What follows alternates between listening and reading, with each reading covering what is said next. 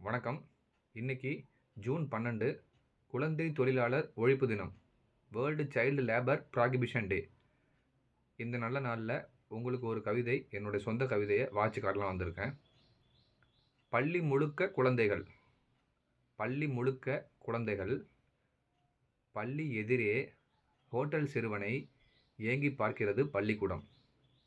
அதாவது நமக்கே இப்போ ஜென்ரலாக ஒரு விஷயம் நம்மக்கிட்ட இருக்குது அப்படின்னா அதை பற்றி நம்ம பெருசாக யோசிக்க மாட்டோம், கவலைப்பட மாட்டோம். நம்மள்ட்ட இல்லாத ஒரு விஷயத்தை தேடி தான் ஏங்கி தவிப்போம். அதேமாரி அந்த பள்ளிக்குள்ளார 1000 குழந்தைகள் படிச்சுக்கிட்டு இருந்தாலும், 2000 குழந்தைகள் படிச்சுக்கிட்டு இருந்தாலும், அந்த பள்ளிக்கூட கட்டிடம் வெளியில் வேலை பார்க்குற ஒரு குழந்தை வந்து எப்போ உள்ளே வரும்னு நினச்சி ஏங்குது. பள்ளிக்கூடத்து கட்டிடத்துக்கு தெரியுது கல்வியோட முக்கியத்துவம், குழந்தை தொழிலாளர் தவறு அப்படிங்கிறது பள்ளிக்கூட கட்டிடத்துக்கு தெரியுது, நமக்கு தெரிய மாட்டேங்குது அப்படின்னு எடுத்துக்கலாம்.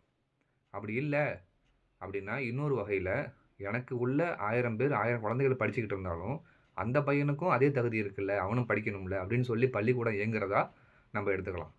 இது வந்து என்னுடைய கற்பனை கவிதை. தவறுகள் இருந்தால் மன்னிச்சிங்க. இது போல் கவிதைகளுக்கு மறக்காமல் என்னோட பேஜை ஃபாலோ பண்ணிக்கோங்க.